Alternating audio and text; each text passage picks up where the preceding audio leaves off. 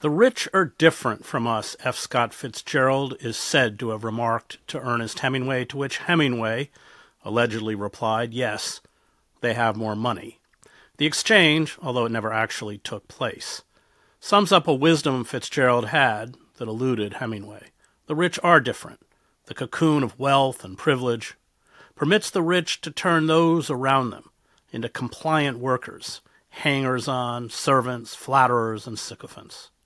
Wealth breeds, as Fitzgerald illustrated in The Great Gatsby and his short story, The Rich Boy, a class of people for whom human beings are disposable commodities. Colleagues, associates, employees, kitchen staff, servants, gardeners, tutors, personal trainers, even friends and family bend to the whims of the wealthy or disappear. Once oligarchs achieve unchecked economic and political power, as they have in the United States, the citizens, too, become disposable. The public face of the oligarchic class bears little resemblance to the private face. I, like Fitzgerald, was thrown into the embrace of the upper crust when young. I was shipped off as a scholarship student at the age of 10 to an exclusive New England boarding school. I had classmates whose fathers they rarely saw, arrived at the school in their limousines, accompanied by personal photographers, and at times their mistresses, so the press could be fed images of rich and famous men playing the role of good fathers. I spent times in the homes of the ultra-rich and powerful, watching my classmates, who were children, callously order around men and women who worked as their chauffeurs, cooks, nannies, and servants. When the sons and daughters of the rich get into serious trouble, there are always lawyers, publicists, and political personages to protect them. George W. Bush's life, along with Donald Trump's, is a case study in the insidious affirmative action for the rich. The rich have a snobbish disdain for the poor despite well-publicized acts of philanthropy and the middle class. These lower classes are viewed as uncouth parasites, annoyances that have to be endured, at times placated, and always controlled in the quest to amass more power and money. My hatred of authority, along with my loathing for the pretensions, heartlessness, and sense of entitlement of the rich, comes from living among the privileged. It was a deeply unpleasant experience, but it exposed to me their insatiable selfishness and hedonism. I learned as a boy who were my enemies. The inability to grasp the pathology of our oligarchic rulers is one of our gravest faults. We have been blinded to the depravity of our ruling elite by the relentless propaganda of public relations firms that work on behalf of corporations and the rich. Compliant politicians, clueless entertainers, and our vapid, corporate-funded popular culture, which holds up the rich as leaders to emulate and assures us that through diligence and hard work we can join them, keep us from seeing the truth. They were careless people, Tom and Daisy. Fitzgerald wrote of the wealthy couple at the center of Gatsby's life. They smashed up things and creatures and then retreated back into their money or their vast carelessness or whatever it was that kept them together and let other people clean up the mess they had made. Aristotle, Machiavelli, Alex de Tocqueville, Adam Smith, and Karl Marx all began from the premise that there is a natural antagonism between the rich and the masses. Those who have too much of the goods of fortune, strength, wealth, friends, and the like are neither willing nor able to submit to authority, Aristotle wrote in Politics. The evil begins at home, for when they are boys, by reason of the luxury in which they are brought up, they never learn, even at school, the habit of obedience. Oligarchs, these philosophers knew, are schooled in the mechanisms of manipulation, subtle and overt repression, and the exploitation to protect their wealth and power at our expense. Foremost among their mechanisms of control is the control of ideas. Ruling elites ensure that the established intellectual class is subservient to an ideology, in this case, free market, capitalism, neoliberalism, globalization, that justifies their greed. The ruling ideas are nothing more than the ideal expression of the dominant material relationships. Marx wrote, "The dominant material relationships grasped as ideas. Joining me to discuss the pathology of our billionaire class of rulers is Rob Larson, a professor of economics at Tacoma Community College and the author of Mastering the Universe, the obscene wealth of the ruling class, what they do with their money, and why you should hate them even more. So you begin the book with a description, actually reminded me of a passage in A Tale of Two Cities by Charles Dickens at the beginning of the book, where he describes pre-revolutionary France and the insane amounts of money amassed by the aristocratic and oligarchic elite, where it takes 6 people to serve this rich person their cup of hot chocolate. You kind of do the same thing in the beginning of your book, just by talking about the insane squandering of wealth, and of course you juxtapose that to the working poor and a shrinking middle class. But let's just begin with the figures, because you lay it out. This has been, since you argue correctly, of course, since the Gilded Age, the age of the robber barons, the largest transference of wealth upwards in American history. But before we get into the lifestyle of those who are in Richistan, was that a New Yorker writer who coined that term? Explain where we are just in terms of data. Yeah, for sure, Chris. So there's a number of ways, to chop up the wealth of a society, and you do see a lot of like random statistics on social media feeds and stuff. So it's good to actually start with your feet really on the ground. And most of the data that I cite in the book along these lines is from the World Inequality Database, a large international economist consortium on wealth and income inequality. It includes relative rock star economists like Thomas Piketty and others. And the data that they have is pretty stunning. I really recommend that people take a look at their website. They have a lot of country-specific data and stuff that's very interesting and a lot of visualization. But the very shortest version, I like to cut to the chase and look at just the concentration of the wealth. We can go with income and chop it up at all kinds of levels. But just at that most basic level of resolution, if we stick with the richest 1% of U.S. households by wealth, just using that as the classic marker, we find last year we have data for us, 2022, and that richest 1% owned 35% of all U.S. wealth, and that's cash, that's real estate, that's all kinds of investment portfolio assets, which is pretty serious. So again, that's the 1% with 35% of all wealth. And if we look at, for example, the middle 40%, sort of the middle class or professional class, we find that that middle 40% of households has not quite 28% of wealth. So definitely not a full share for them. And then the bottom half, the bottom 50% of all U.S. households, very similar to the bottom half in most regions of the world. You're looking at about 1.5% of the national wealth is owned by that half of the population. And of course, we should say many of the poor and working class households that encompasses, do own some wealth. They'll own middle class American things like a car or, perhaps some equity in their homes.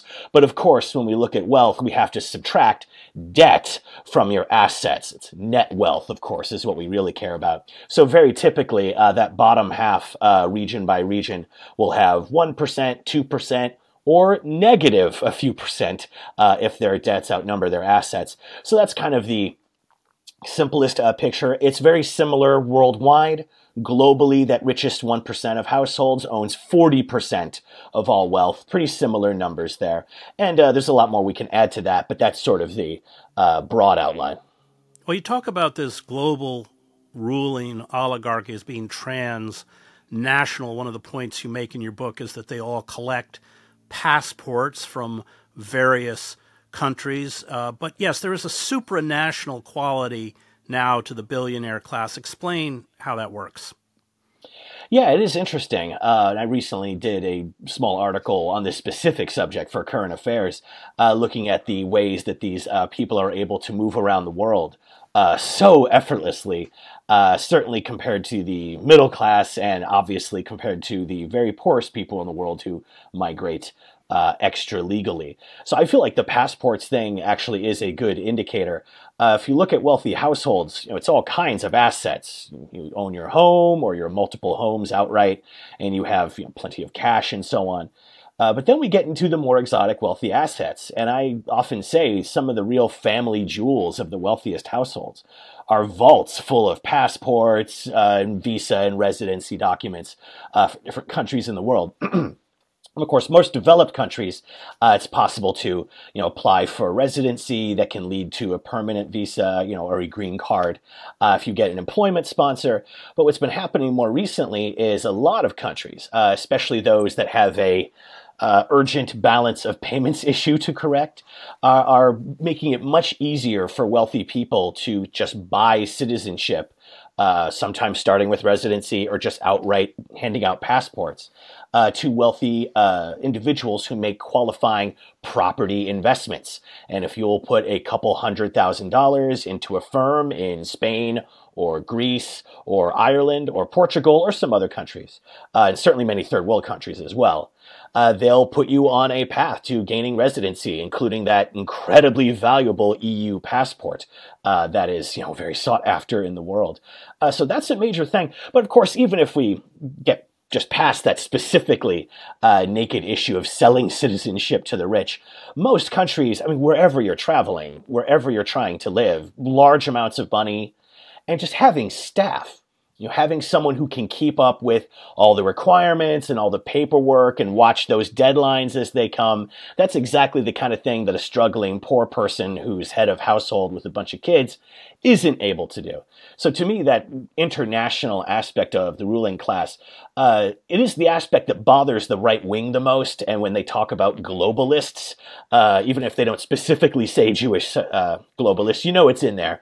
But it's often this sort of feature. These people are seen by the right to be rootless, and they have no nationality. And of course, that's bad because nationality is how we get most of our right-wing identity. But you don't have to be an arch-conservative to see the downsides of a ruling class that's so much more mobile than the rest of us. Well, of course, and they park their money overseas. We saw that with the Panama Papers. Yeah, most extensively. Absolutely. Let's talk about Richistan. What it's like. I know I was there. It's disgusting. You spent the first part of the book describing life in Richistan, where they really have no contact at all with the rest of us. If they ever deal with a member of the working class, it's somebody who works for them, whether it's their gardener, their chauffeur, their nanny. And of course, as you point out in the book, if these people are not completely obsequious, they very swiftly don't have a job. This creates a very distorted view of the world and understanding of the world because no matter how, again, this is from your book, anything they say that's ridiculous or stupid just gets validated. We're watching Elon Musk is kind of the poster child for this at the moment. Truly. So, but talk about Richistan, life in Richistan, because it is another world. It's they don't fly on commercial jets. They travel around the world in mega yachts. But I'll let you, you do a pretty good job of painting that world that I had to endure as a boarding school student. Yeah, thanks, Chris. I can do that. Just brace yourself as you revisit some of these atrocities. The first thing I always just tell people and tell my students is just to start with the simplest aspect. If you are one of these really wealthy people, just start with the simple things. Like you own your home outright. It's your property. You're a wealthy person. You're not a debtor who borrows money to do purchases or to get a home or a mortgage like I have. You're being a debtor in that scenario. If you're wealthy, you're a creditor. You have investments. You put money into the system. Other people borrow it to your profit so they can have a mortgage or a car loan or whatever. So just that basic security, I feel, is something that's like already so foreign to a lot of like conventional working and middle class people that I think it's a good place to start. Obviously, though, beyond owning that primary residence, of course, these people have multiple residences, and many are just seasonal. You merely summer there or winter in this place in the Caribbean. And it means that most of the year, those properties are completely empty with no one around or perhaps some staff. while Let me people just are living on interrupt because I was just in Belgrave Square in London a few days ago, walking around at night, and all of these are where the luxury apartments are. Almost all of them were dark because no one inhabits them. Indeed. And like many ruling class sort of level neighborhoods are like that. If you walk through Midtown Manhattan and look at those very fancy, very tall, very ugly new billionaire catering skyscrapers, I mean, you see some lights. Few lights. Yeah, those people are in their other homes, or they're Russian or Arab or European or other investors, and it's just purely a property to be flipped or to store some of your equity, and it will never be inhabited until you sell it. Amazing stuff. So that's a good place to start. The properties themselves, of course, though, do get fairly crazy. I like to mention just a few examples. Obviously, there's a good deal in the book. One of the large estates down in Los Angeles County, one of these ones that's large enough to have a name and be a storied mansion. This is a recounting from the Wall Street Journal, I should mention, through their very valuable Friday mansion supplement that they include in the physical paper. It doesn't go online, just for subscribers. But they mention, for example, this large mansion that has 40 rooms, or 60 if you include the servants' quarters and the walk-in silver, fur, and wine vaults in the basement. So it's a completely different sort of physical landscape. So that's the first thing to consider. And that's, very real, of course, and the effect that has on people's daily life is obviously large. But I really do think the deeper insight into that wealthy psychology is exactly what you mentioned, Chris, and your relationship with the people around you. And we can talk about what this does to your friends, but just purely focusing on the households here. Of course, if you're rich, you interact with the working class, whose paychecks you sign, as you said. Like, that is the crucial thing. You don't interact with just some independent blue-collar person. You interact with people who've been brought into your estate by your home or family manager, who pays your bills and brings contractors out to do different kinds of work. And obviously this includes all the maintenance and work that it takes to keep these very fancy properties on their feet.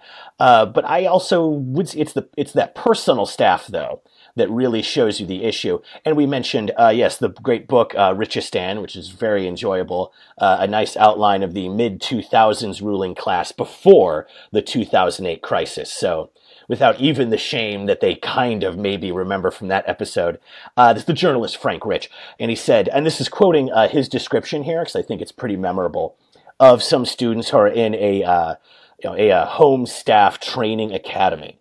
So being instructed in school on how to be what they used to call a butler, but that's now seen to be stuffy. So you go with, household staff, which sounds more neutral, or corporate, which people prefer. And Rich mentions this about the training these people receive. He says, most of all, the students learn never to judge their employers, whom they call principals. So if a principal wants to feed her Shih Tzu braised beef tenderloin steaks every night, the butler should serve it up with a smile.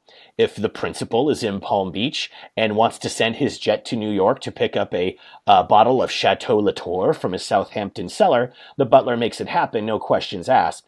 And obviously this is fairly gross and disgusting and wasteful on the face of it, but what I like to think of is just, what does this do to your ability to relate to other people? I mean, most of the people you encounter during your day, at least around your home, are staff, and they're obliged to be nice to you and kiss your ass all the time and never criticize you, as they specifically are trained not to do. What effect would we expect that to have on people? And of course, the effect is to make you an imperious, condescending jerk to everyone you deal with. And I always say, the real way to see the power of this is to watch what happens when these characters are occasionally actually criticized. And to me, the definitive version of that in our lifetimes was the 2020 presidential debates, where Elizabeth Warren, whatever one may think of her history of candidacies, really tore into Michael Bloomberg publicly during their debate. And, I think she could have gone a lot further, but she was very disparaging to his face. And I invite people just to pull up the video of that and just look at Bloomberg's face in that moment. Like, he looks like he's seeing aliens arrive on the earth. He's so dumbstruck. It is the face of a man who's never been criticized to his face for 20 years. So I think that kind of shows you what happens to the relationships when you're deep in Richistan like that.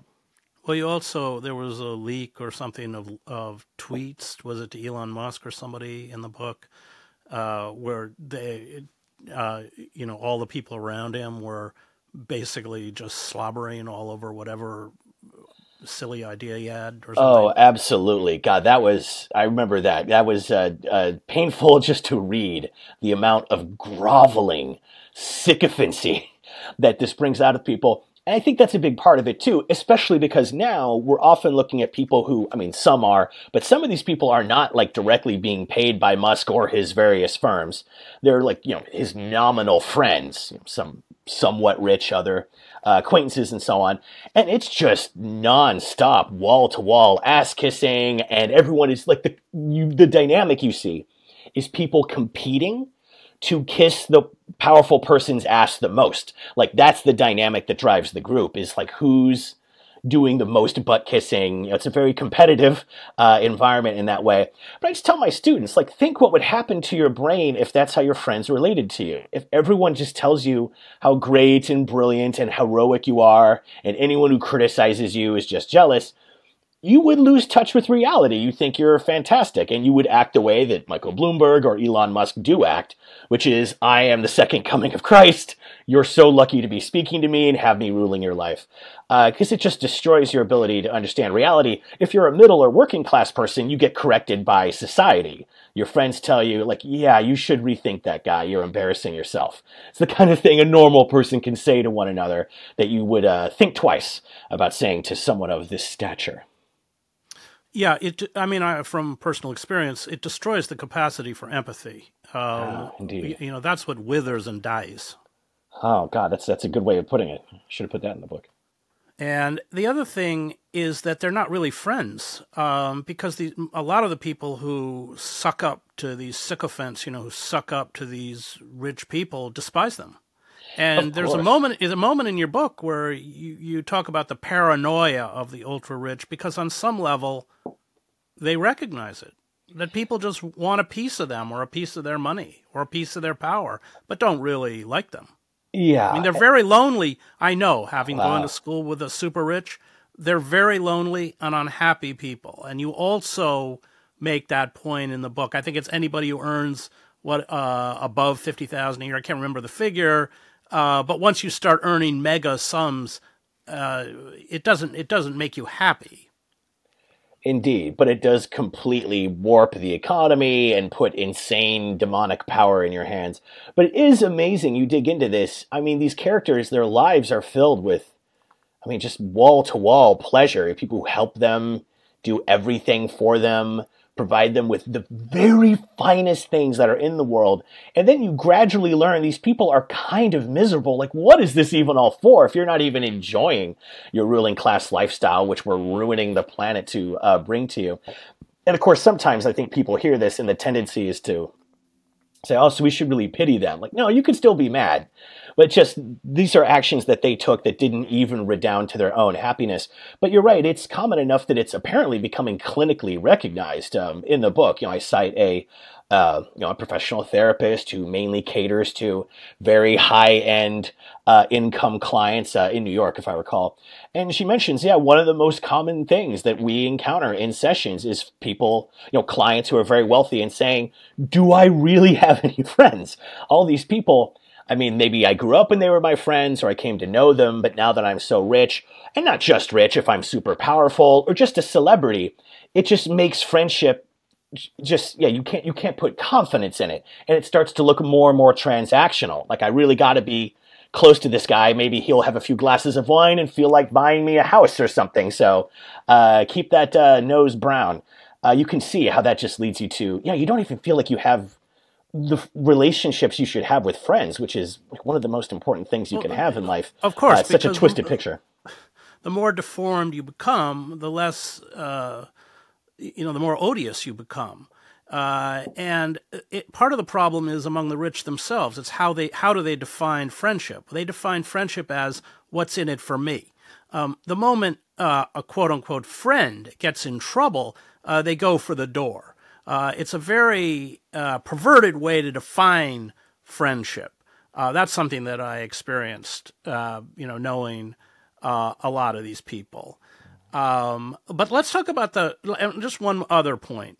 Remember, as you also point out in the book, it's not that these people, most of them, became rich. Most of them grew up rich. And having gone to school with the sons of the ultra-rich, their family life was a horror show. They almost never saw their parents. They were superfluous. Of course, that's one of the reasons they were packed off to boarding school and then turned around and sent off to summer camp.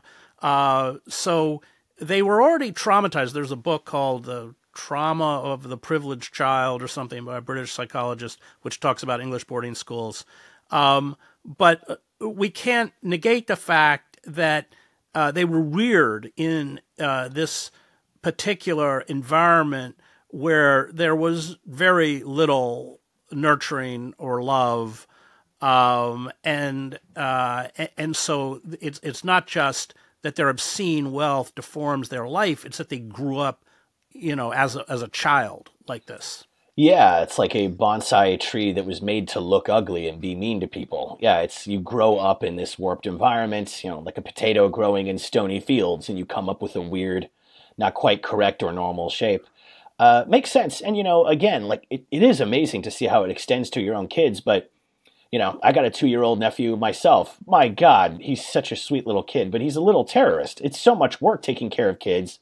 The first thing that even middle class people do when they get some money is hire some help with the kids. And if, anyone's a parent out there will understand why. It's so much work. You love your kid, but just carry that forward. Once you have millions of dollars, well, I can just offload all the child care onto this person.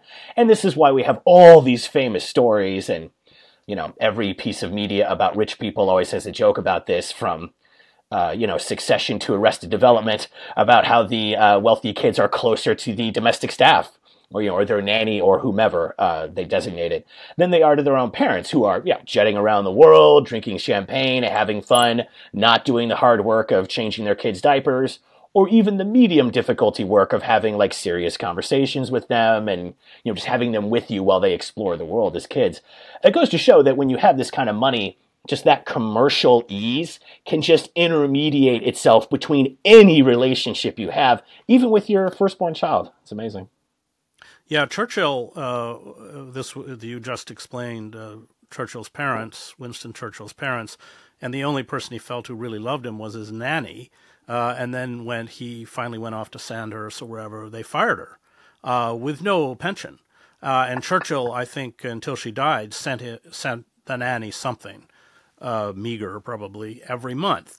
Let's talk about the political and the social consequences, because the billionaire class runs the country. I mean, I described the last election as between the corporatists and the oligarchs, the corporatists embracing the Democratic Party and Biden and Harris, and the oligarchs embracing Trump. Oligarchs want something different from corporatists in that oligarchs like chaos. They want to destroy the administrative state, to quote Steve Bannon, because they make their money by setting up toll booths, in essence, between commodities. We just saw the CEO of United Health get assassinated. Who knows where that came from?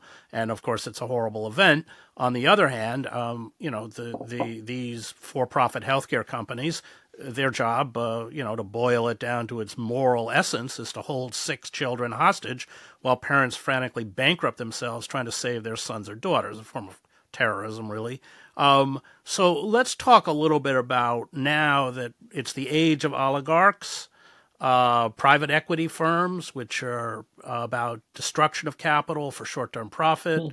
That's why they've all coalesced around Trump. Deregulation, destruction of the Department of Education. Everything will become privatized because that's how it's in its purest form, rentier capitalism.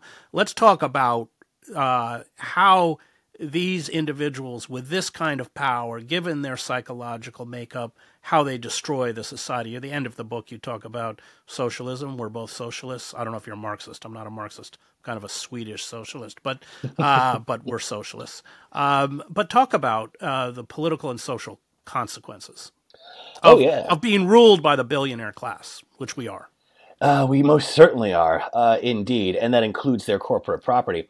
And I saw in one of your previous videos how you described that 24 campaign of corporatists versus oligarchs, and I think that's thoughtful. That gets at a lot of the character of the ruling class configurations of both parties. I mean, obviously, both of them had billionaires, both candidacies, I mean, for the White House, had billionaires backing them and plenty of support from the wealth of society. But indeed, if you look at Trump, it's more Wall Street. Yes, exactly. Private equity, capital destroying to reapportion some of it, sort of hedge fund and private equity backgrounded people, all the way up to that Treasury appointment that's so important. It's true. And if you look at Harris, it is more conventional, traditional Republican and Democrat corporate support. But one thing that I think is important just to connect that is just to mention something that goes back to the statistics behind this. Just one thing I always want to make sure people realize is that, like, the corporate world and all of its $1 billion of support for Harris's failed campaign, this stuff is the property of this same ruling class. Just for people's familiarity with this, the big research we have on it comes from the economist Ed Wolf, and his estimate was that the top 1%, once again, of households owned 40% of all U.S. stocks, and the top 10% owned 84%, which is almost all of it. So even if we are indeed looking at some oligarchs fighting against more corporate-backed candidates, fundamentally all of this is the property and the domain of that rich ruling class, just to sort of add that aspect to it. But the consequences of getting ruled by them are pretty intense. Obviously, on the policy side, you know, we've been looking at 40 years of neoliberalism, and it's meant doing nothing about climate change, even as it has completely come to us now, and we are just living in it, watching 40 years of redistribution of wealth and bringing us a long distance back to that Gilded Age level of wealth concentration. We aren't quite back there yet, based on the data we have from that time. I'd say next year's tax cut that everyone expects will probably get us most of the way there, so we'll explore that. Big consequences of these things, and not just that our middle and working class pay has stopped tracking productivity, as we all know it stopped doing in the 70s, but also just like what that does to the economy. We have bubbles in so many markets now, those unsustainable spikes and crashes in assets. Most of our markets now are insanely overheated. The market, the stock market is ludicrously overvalued by any conventional price to earnings ratio valuation. Our real estate prices are stratospheric in this country. In any asset, cryptocurrency, the whole financial sector, they're hugely overvalued because so much of this wealth has gone back to these rich households. I tell my students, when middle class people get an income increase, we spend it on our needs. I have a health problem. Junior needs braces. Susie needs a college fund. I've got a credit card to pay down. That's what normal people do. If you're wealthy, as we've said, you already own your property, you have the assets that you need. So wealthy people, when Reagan or Bush or Trump cut their taxes so much, most of that money just gets invested. And that means that's more cash chasing the same number of assets, and it just tends to have the effect of hideously inflating every asset market, making housing out of reach for so many people, making the market absurdly overpriced, if you're concerned about that. The consequences are pretty rough, from government policy all the way to its effect on the markets. And how does it distort the political system? I mean, you argue in the book, which I agree with, that essentially these were the people who gave us Trump. Oh, indeed. I mean, this story has kind of hit the public how important money is. I mean, Trump runs his campaign saying he's running against the power of money, and that was one of his big switchblades in the back of all of his Republican competitors in 2016, was saying, I donate money to these people and they pick up my calls, they always do. Like, that spoke to people because it suggests a little of that Bernie Sanders populism, but with a bunch of Trump racism, so you can kind of have both, and that's, part of his successful coalition there. So these absolutely are the figures that brought us Trump. Again, you have, it's fundamentally a social democratic country, despite it all, to this day. And candidates that succeed usually at least pretend to be catering toward that. So Obama in 2008 talked all this progressive fight about codifying Roe and signing the Card Check Act to make union elections easier, all this stuff, and then backed off most of it, let Congress write the banks re-regulation, and used a right-wing Republican healthcare plan to become his signature bill. When people see that, they become cynical about left-wing approaches and kind of have abandoned the Democrats in part, I think, because of that switcheroo that they pull. Then you have figures like Clinton and Harris who refuse to even pretend, and then they're the ones that go down in flames, sadly. So watching the political parties adapt to this, the Republicans are working very hard on their working class cosplay, which is a long-standing ruling class pastime, as I review in the book, ever since we've had the wealthy, today billionaires. Back in the original Gilded Age, it was just millionaires with inflation, But ever since we've had that class distinction, these guys' favorite thing is to dress up like they're working class. And well, you write about the difference the way they used to dress in top hats and tails, and how now figures like Bezos show up in T-shirts and jeans. I just want to throw out, by the way, that John D. Rockefeller III was my graduation speaker at boarding school. That's, of course, who we were all. The Rockefellers went to my boarding school. That's who we were all supposed to emulate. But I thought that was kind of an interesting point. Just before we go on, explain that weird thing where the ruling class. No, it used to be that you immediately knew who the ruling class was by the way they dressed and by manners. And you write in the book that it takes time to learn manners. That's true. But believe me, that was a heavy form of indoctrination within boarding school. These elite boarding schools was manners. What were manners? But I came to see it as more. I was supposed to be a member of the club, but I ended up being a heretic. But the ruling class, the 1%, had elaborate manners because the people who did the dirty work for them, they didn't have to do the dirty work. The goons, the thugs, the bankers, they didn't do the dirty work. Their hands were clean, and it was. I looked at it as a kind of subterfuge. But talk about that issue and talk about the issue of dress, just because I found it kind of interesting. For sure, yeah, it's a favorite of mine personally. What we were referring to before was what wealthy people would do for fun dress-up parties. In those days, it was dressing up like hobos or something like that, or this was an actual case you quoted about a coal baron where they would. I mean, the cruelty of it, dressing up like hobos. I mean, they're all billionaires, and I think they were served in tin cups or something. Yeah, and then you had another example of. I forget, was it Carnegie or somebody? It was like a Versailles party, and 50 women came as Marie Antoinette. Oh God, yeah, I forgot about that one. Yes, that's a really great one too. So this is like a long tradition, and this goes all the way through today. Again, as you said, in the classic sort of Gilded Age era, before the New Deal and labor movements made this sort of suspect to do that much outward display of wealth. As you said, these people would wear the most insane finery, like exaggerated beyond what European rich people would wear, which is already fairly dandy as it stands. But these days, it seemed to be generally your very wealthy people like to be more discreet in terms of their affectation. And so I remember Kate Wagner, the great creator of the McMansion Hell blog that some of your viewers will know. She wrote for The Nation about how annoying it is that wealthy people don't even dress just conspicuously different from us anymore. They're just boring. Yeah, when you see Bill Gates, it's grandfatherly sweaters. When you see Elon Musk, it's some hideous T-shirt that doesn't fit his body.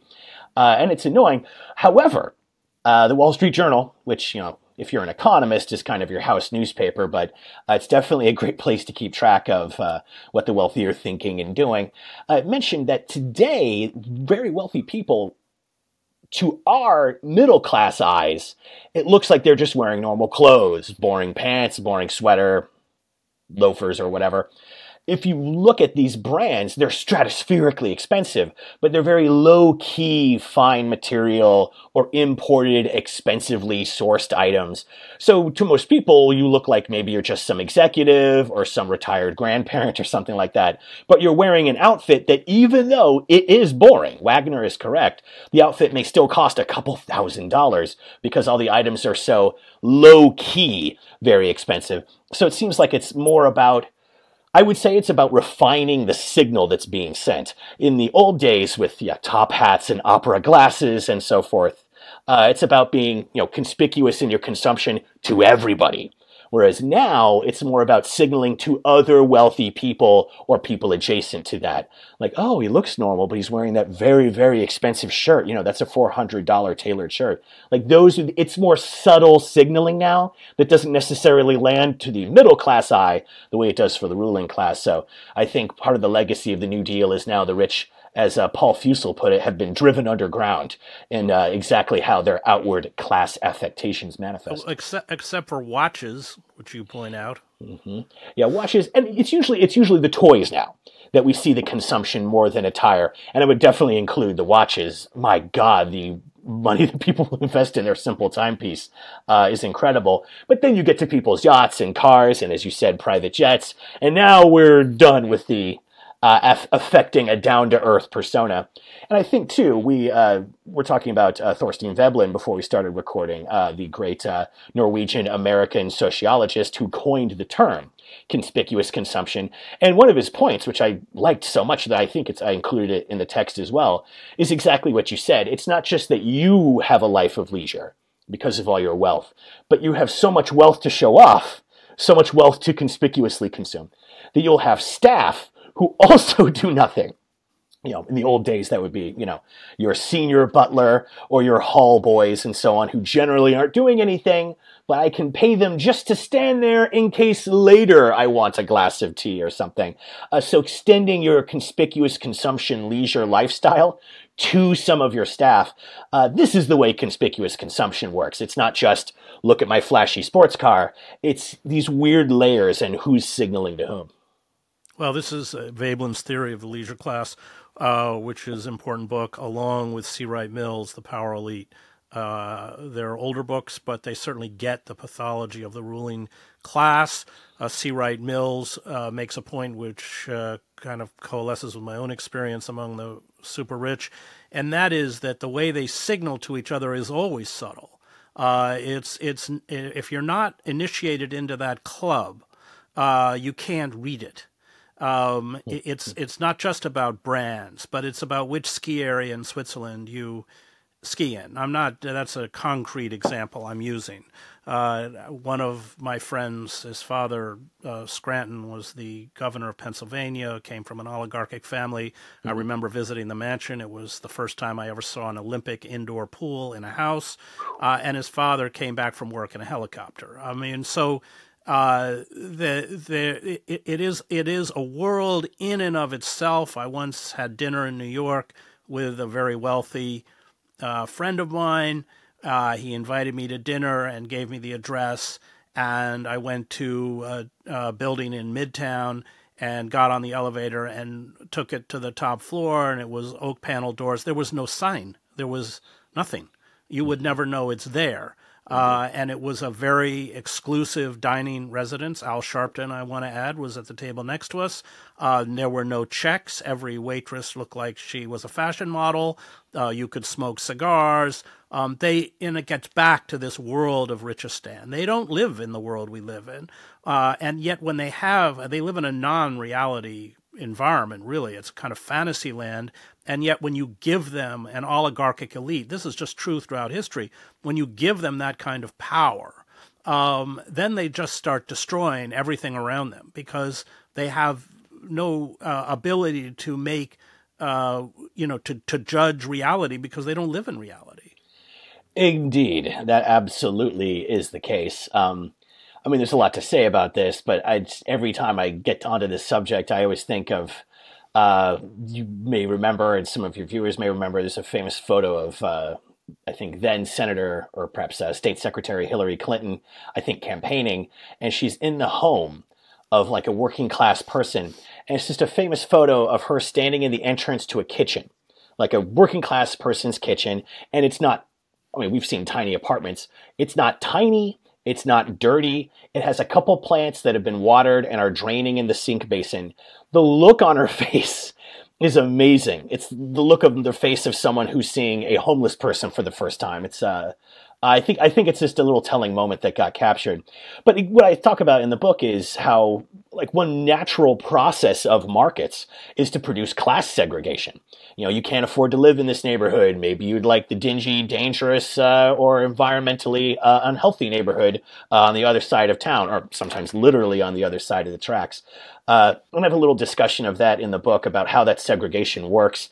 I would just say, if, as I did for this book, if you read marketing for wealthy households, you know, product pitches that aren't, you know, towards some mass market of most people, but the very high end of markets, there is no word that they use more than exclusive. It's an exclusive venue with exclusive products and exclusive service. And it's fascinating because in society, so many of us and so many institutions are striving for inclusion, to include historically marginalized groups and identities, which I think is great. But the whole economy is built around catering to people who want exclusion. I want to exclude all you grubby peasants from my lovely private dining environment or my private resort or whatever it is. And that exclusion, I mean, you know, it's class-based. I mean, today's ruling class, as we're saying, is fairly cosmopolitan. Of course, you still have your rich, prejudiced WASPs and some really buttoned-up you know, Hamptons country clubs and so on. But these days, you know, people who are elite pride themselves on being accepting and having, you know, friends from around the world of different types, as long as they're people of means. If you're some poor person, who cares what kind of person you are? You're fit to scrub my floors for a small check. But that segregation is a really big piece of it. And there are places in the world, especially large cities, where you can just visibly observe where the class segregation line is drawn. Sometimes it's the wall of a gated community. Sometimes it's just one of those streets where you have high rises on one side and then what you could characterize as slums on the other side of the boulevard. So fascinating stuff. But yes, the effect of all of it is to make these people just abjectly disconnected from people's everyday experience. Let's talk about where we're going. And Aristotle writes that when oligarchs seize control, the only two options are tyranny or revolution. Indeed, I would definitely go along with Aristotle's wisdom there. And there's a lot to say about it. Obviously, this last election was fairly demoralizing. A lot of avoidable things led to that, from Biden insisting he could run again despite being a walking corpse. Therefore, we don't have a primary, so we're stuck with Harris, who's one of the weakest candidates to ever run for any office, certainly including the White House. Well, wait, Rob, do you think the Democratic Party is reformable? That's a really good question. I don't. I feel like I would have said that in the 1920s too, though, and we did get a New Deal, Great Society era, not because of anything within the party, of course, but because of waves of sit-down strikes in the Depression by the CIO that terrorized the rich and their backers. You could make a pretty good case they're unreformable by this time. Okay, Rob, the liberal class, and I wrote a book called Death of the Liberal Class. The liberal class is a completely different animal in the wake of the Cold War. They're not the traditional liberal class. They're not the, you know, FDR oligarchic liberal. Those people don't exist anymore. And part of the failure on the part of the capitalist ruling elite is that they destroyed the liberal class, which, as Noam Chomsky points out, functioned as a safety valve. It ameliorated the excesses of capitalism. And by destroying that liberal mechanism, we ended up where we are. I mean, in a functioning democracy that wasn't ruled by corporate power, Bernie Sanders would have been the nominee without question, because the power of a Pelosi or a Clinton or a Schumer is money. It's the fact that they are the conduit for oligarchic money, and they anoint the candidates they want, and they destroy the candidates that they don't want. And I think Bernie would have crushed Trump. I think anybody advocating New Deal reforms would have buried Trump. I just throw that out. I mean, you can respond, but I don't see the Democratic Party as reformable. Yeah, I would say they're going wall to wall to stop Sanders does show. I would say that's a strong argument for Well, your but case. Rob, Lloyd Blankfein was very open about it. He Oh said that yeah. if Sanders was the nominee, they would support Trump. You'd end up with a 1972 kind of situation when McGovern won, and the hierarchy, the donor and the class and the political establishment within the Democratic Party all backed Nixon and destroyed McGovern. And Blankfein was very open about what would happen. Indeed. I think the writing was on the wall before he even outwardly, absolutely, explicitly said it. And that is blank fine. Like he really is. Well, of course, we'll do this evil thing to stop health insurance for poor people. My God. It Yeah. absolutely, of course, is the case that Sanders would have walked over Trump. I mean, this is why, figures like Clinton and Biden, despite being ludicrously weak political figures and unpopular and poor campaigners, they were still chosen to be the party nominees. They weren't people who could beat Trump. They were people who could beat Sanders. The big concern is to block out social democracy and the independence that would give some workers and the tax burden it would impose on the rich, even though they're unlikely to notice much of it. It absolutely is the case. And I would say if 2016, and really especially 2020, showed us anything, it absolutely is that the ruling class would absolutely prefer a liberal norm breaking authoritarian to some awful social Yeah. democrat, and it is Well, impressive. I just want to throw out, I mean, certainly from your political standpoint and mine, Sanders was hardly a flaming radical. He was kind of an RFK kind of liberal. We're not talking about Rosa Luxemburg here. Absolutely. And as a lot of my left wing friends said at the time, like Bernie is the compromise. Like that's already Yeah, significantly completely. more to the right than we want. He's basically a European social democrat, give or take. And in America, that's just a stunning departure from the norm. And suddenly he's scooping up all this support from across political groups that are thought to be antagonized with our weird castrated, identity and economic bracket based horse race sort of political landscape. But to your main point, though, I think that comment on liberalism is exactly right. And what I tend to think of on that subject was I won't be able to remember the quote. It was something that, again, Chomsky often liked to bring up from the old anarchist socialist Rudolf Rocker, who said words to the effect of that the promise of liberalism and the liberal revolutions was broken on the rocks of capitalism. I think that that's pretty accurate. The ruling class likes liberalism and pluralism and a participatory process right up to the point that it inconveniences that base of wealth that the donor class stands on and that controls everything in the Democratic Party. So, Well, reformable or not. liberals throughout history have proven that point. It was Ebert and the socialists in Germany who organized the Freikorps to Yeah, crush terrible. the revolutionary movements in Germany. Let's just finish briefly, because you end the book with this. You define yourself as a socialist. I define myself as a socialist. Okay, let's quote Lenin, who Chomsky describes as a counter-revolutionary. What must be done? Well, in my view, obviously, it centers on economic issues, as it would. But to me, the political situation in the United States is such a perennial disaster because of the structures that prevent us from having a labor-based or a socialist political party. You get stuck with various levels of right-wing, conservative, capitalist parties. So to me, right now, I feel like the best actions we can be taking going forward immediately is through other avenues. And not to say we should turn our back on national level politics, but I would say right now the real promise is in the resurgence in the labor movement Yeah. and gradually in socialist political representation too. And I wouldn't call it a labor comeback yet, but it's at least a renaissance. We have several hundred organized Starbucks stores. Most of them are still waiting on contracts, or I think several of them are now in negotiations. But I mean, that's something no one would have anticipated just 5 or 6 years ago. We have at least that one organized Staten Island Amazon warehouse, the JFK 8 facility, which is some amazing people there. Modest but real UAW organizing victories in the South. impressive negotiations and contracts being brought in by some of the other major national locals. And of course, we're facing this new ugly administration. But having that organizing happening, I think, is just about the healthiest thing that could happen in the United States.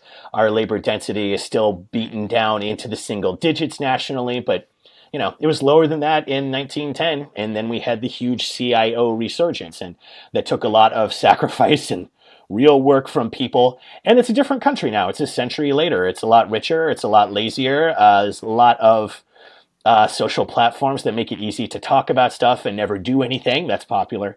But to me, working through this labor movement is the way to, I think, immediately move forward. And I'm very lucky to be part of I'm in the AFT, and I'm our county labor council rep. And I would just say this to people, especially these days, people are feeling very bummed out, bad vibes after this last election, understandably. And I would say the cure for bad vibes is to be in some actual group that you actually physically meet in person and talk to and do some action with, even if this is just a small Gaza demonstration you do on the street, or a little union affinity group where you're hoping in time to get a organization into your workplace. Just meeting with people and actually engaging, you will be amazed what that does for your serotonin levels and for the furtherance of moving a socialist project forward. Like, it comes from being social. And I think, especially after COVID, we have more people who are, as they sometimes say, antisocial socialists. But I think a great cure for that goes through the same road that the movement needs, which is us actually getting together and trying to organize in a real way to get some labor strength in this country and to get some national, some nationwide left-wing political representation. And, Sanders is the obvious figure here. But I think, we should appreciate, despite it being such a modest achievement, just having any socialist congressional representatives, and at the state level as well, which people never pay attention to, but is so important.